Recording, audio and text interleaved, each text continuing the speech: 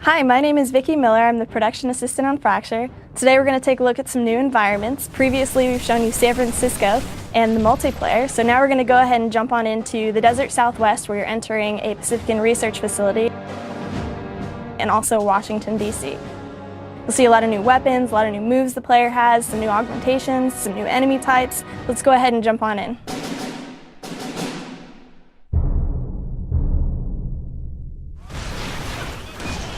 So here we are in the Desert Southwest, and it looks like we're fighting against a Sherman here.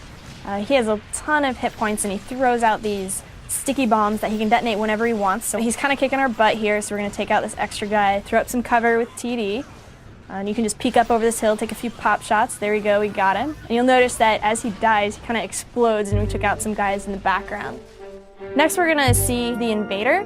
As you can see, all these rifle rounds are just ricocheting off of his suit, so we're going to have to come up with a different way to take him out. So you notice, you can see the gobs of green goo flying off there. He actually has a vulnerable spot on his helmet, and so when you shoot him there, you'll see that he takes a lot of damage. So that's probably the easiest way to take him out. One of my favorite enemies in the Southwest is actually the Creeper. They bury underground, and so you can't see them at first when they're coming at you, but then once you notice, you're kind of scrambling at the last minute to try and get at them before they kill you, because they do a ton of damage. Next is the Ice Rifle. It allows you to just freeze the enemies and go up and punch them and see them shatter into 1,000 pieces. It's really gratifying. So here we've hijacked one of the Pacificans' turrets, and it really just rips through the enemies, but it also deforms the terrain like most of our weapons. So as you can see here, we have some enemies hiding back in the back behind some of the cover, and we're able to just lower that cover and they're not safe anymore. There's a lot of puzzles throughout the Southwest. So here we have a generator we need to take out, but as you can see, the heat from the generator is just causing the terrain to morph back into its original state, so you have to use the Ice Rifle to freeze the terrain in place and destroy the generator and make it overload. So it really varies up the combat. Throughout the Southwest, we're going to see tons of puzzles like that. Another one we're going to see is actually using the Lodestone Rifle, and what it does is it sucks all Havoc objects in towards a single spot, and so you can use it to move these cranes that are located throughout the facility. So this is a spike grenade. It has a lot of applications both in combat and in puzzle solving. Oh, the enemy actually just stole our position there and was trying to get height advantage over us.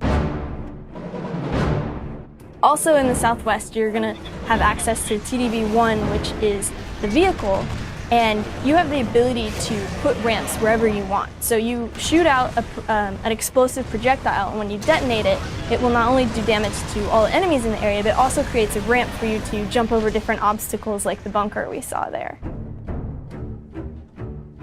So now we're in Washington, D.C., and we're using the Sniper Rifle, which is, of course, everyone's favorite weapon. And it works just like other sniper rifles you're familiar with. We also, of course, have the Vortex Grenade here. Definitely one of my favorite weapons. As you can see, it's just kind of like a blender. It's sucking everything in, twirling it around, then it explodes and sends, cars and debris flying everywhere. One of the really great weapons to use in DC is the Catapult Rifle. It actually sends out a disc that you can detonate whenever you want, and it will bounce off walls. So it's really great for inside buildings and shooting around corners. In Washington, D.C., players are going to be able to fight through a lot of different recognizable landmarks, and so it's really interesting to see which of these landmarks have survived through to the year 2161 and actually get to fight in and around them. So that was the Desert Southwest in Washington, D.C. As you can see, each of the environments is very unique, and the player will have to use different tactics to deal with the environmental hazards and the new enemy types. So hopefully you're as excited about it as I am. The game comes out for Xbox 360 and PlayStation 3 October 7th. Thanks for watching.